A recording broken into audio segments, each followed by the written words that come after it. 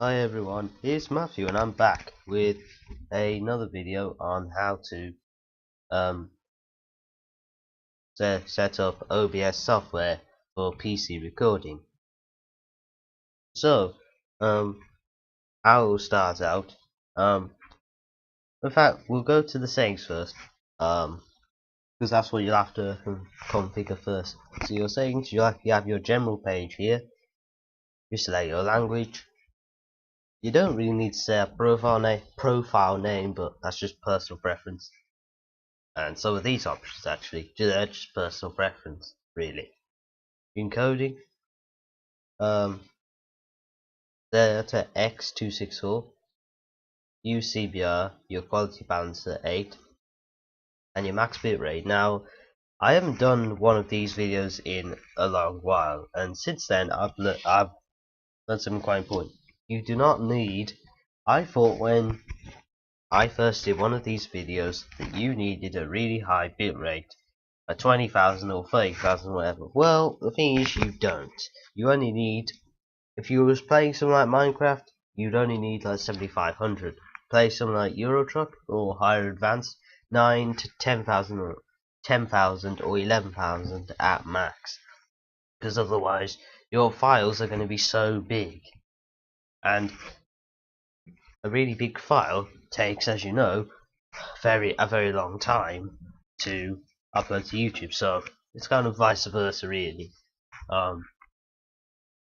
Enable CBR padding, definitely. You can enable that if you want to change your buffer size.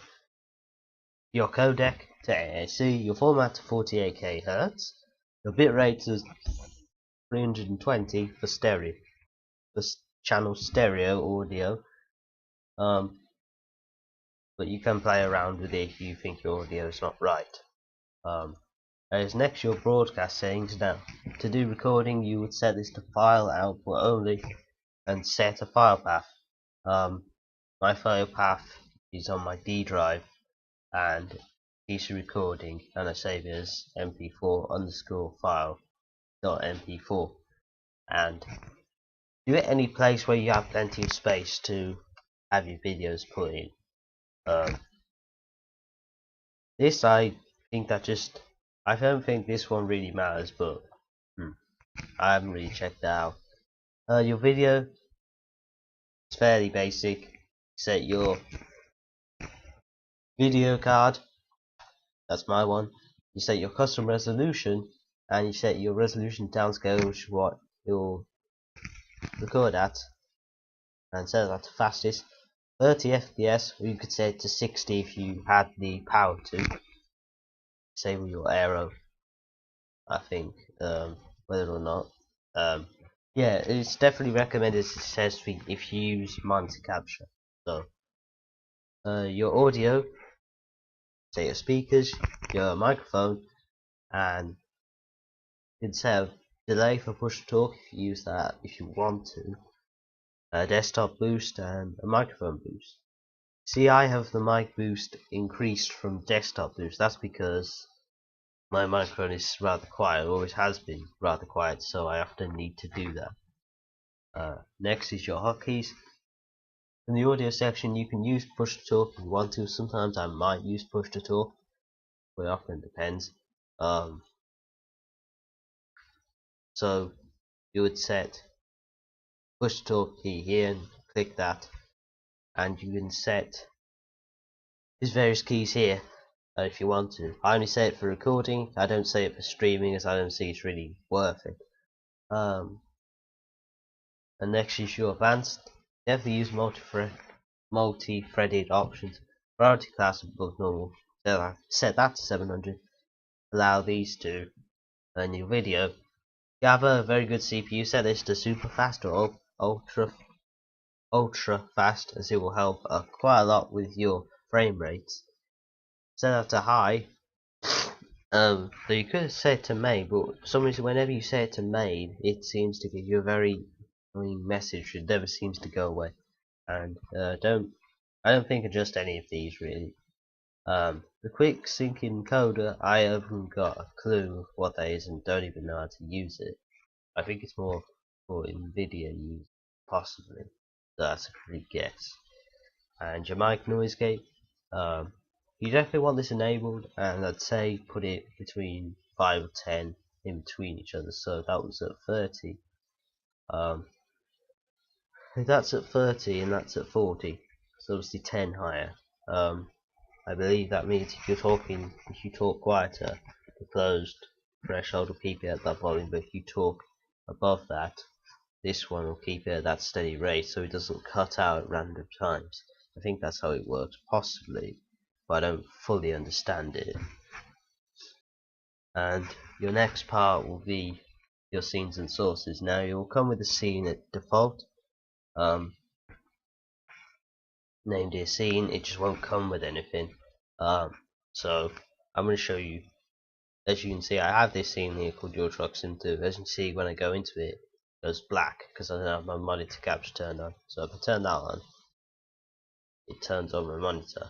And that's what you'll get when you add it. You select your monitor you want, gamma, leave default, capture mouse cursor if you want to, and you can set a sub region if you want to, but it don't really matter. And your game capture, basically you'll have a game, if you have a game running, you'll select it by doing that. And you stretch image to screen and capture mouse cursor, as people will probably want to see your mouse cursor on the game. You can also add webcam. I don't have a webcam currently plugged in. Basically when you add it, you'll get this. You'll select your device, you'll select your resolution, and there'll be a configure option here, and that'll be that. And if you're using a green screen, you'll be using the chroma key. So I have never used a green screen, so I don't really know how to use it. You can also add your text.